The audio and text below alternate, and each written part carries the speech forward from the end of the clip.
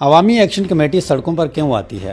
احتجاج، مظاہرے، جلسے، جلوس، سیاستدانوں کو للکارنا، اپنے حقوق کی باتیں کرنا، کیا اس سے آپ تنگ نہیں آگے؟ تو پھر آپ سوچتے بھی ہوں گے کہ کوئی سیاسی پارٹی عوام کو سڑکوں پر کیوں نہیں نکال سکتی، تو عوامی ایکشن کمیٹی کیسے عوام کا اعتماد حاصل کر سکتی ہے؟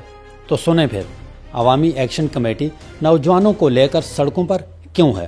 آزاد کشمیر میں 90% بجٹ انتظامی اخراجات پر خرچ کیا جاتا ہے، جبکہ 10% رقم علاقے میں تعمیراتی منصوبوں کے لیے مختص کی جاتی ہے، لیکن اس رقم سے بھی وزراء اور بیوروکریسی مبینہ کک بیکس اور کمیشن خوری کر کے پیسوں کا ایک بڑا حصہ واپس وصول کرتے ہیں۔ صحت کا بجٹ آبادی کی شرح کو مد نظر رکھتے ہوئے صوبہ پنجاب سے بھی زیادہ ہے، لیکن اس علاقے کے لوگ آج بھی علاج کے لیے ایبٹ آباد، راولپنڈی، اسلام آباد، لاہور اور کراچی جاتے ہیں۔ گزشتہ 50 سال سے سیاستدان سرکاری محکموں کو قوانین اور سرکاری رولز کے بجائے اپنی خواہش اور مرضی سے چلا رہے ہیں۔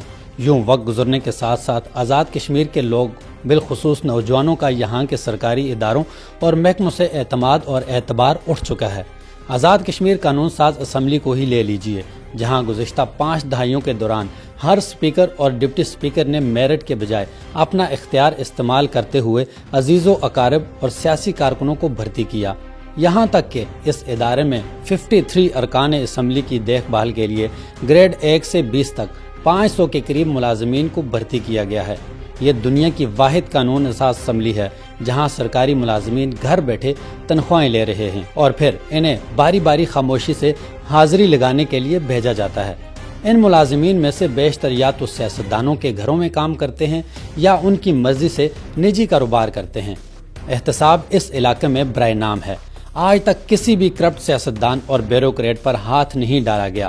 ایک اندازے کے مطابق آزاد کشمیر میں سینکڑوں سرکاری ملازمین کے پاس مبینہ جعلی تعلیمی اسناد ہیں اور کوئی ان سے پوچھنے والا نہیں، جبکہ P H D, M Phil اور ماسٹرز ڈگری والے بچے اور بچیاں میرٹ کے باوجود سیاستدانوں کی اقربا پروری کی وجہ سے سرکاری نوکریاں حاصل نہیں کر پا رہے۔ آزاد کشمیر کے 1 لاکھ سے زائد لوگ پاک فوج اور 4 صوبے میں مختلف فورسز میں نوکری کر رہے ہیں۔ اب سوال یہ ہے کہ عوامی ایکشن کمیٹی نے کیا کیا؟ عوامی ایکشن کمیٹی نے نوجوانوں کو اکٹھا کیا اور ان کی اس طاقت کو تاجر تنظیموں نے جوائنٹ عوامی ایکشن کمیٹی میں تبدیل کر دیا اور مظفر آباد میں ایک تنظیم قائم کر لی۔